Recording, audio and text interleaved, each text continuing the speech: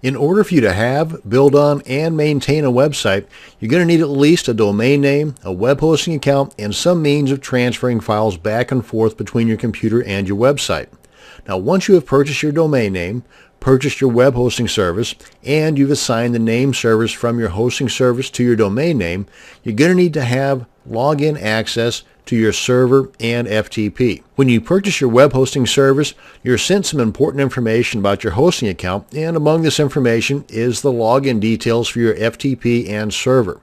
Now, your server, what I'm referring to there, is the control panel, and that can be one of a couple of different options. I myself am most familiar with and really love cPanel as my control panel.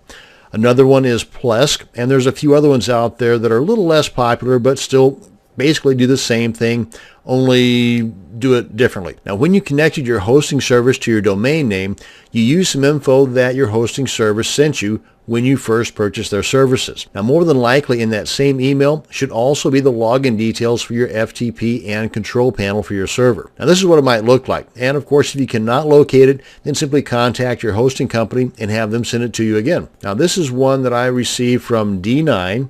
And it was a rather long email, and they had it sectioned off into several different segments. This is number 4. Now, D9 Hosting is a fantastic hosting service, but depending upon your hosting service, it may look a little bit different, and for that matter, they may send you different login type credentials. For example, on the host name for D9, this is the way it looks. It starts off with www, then the actual domain name .com.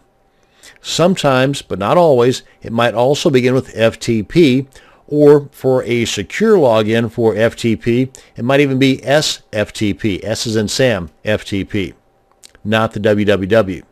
Then they also give you the username and password. Now, like it says here, an alternative might also be the IP address in place of the actual domain name here. Let me show you one that I also received from Namecheap. And Namecheap's pretty well known for their domain names, but they also have a hosting account as well. And this, like with D9, is a rather long email, so I just kind of cut chunks of it out that didn't really pertain to this. And this is an example of a different type of login where they give me, instead of the host name here as the actual www. Then the domain name, the host name here is the actual IP address, then the username, then the password. And down here they've also got a similar login method using the IP address as the server address, just like here as the host name. And then the username is actually this username here with the @ symbol, and then the domain name, then the password, and then this is for a passive mode.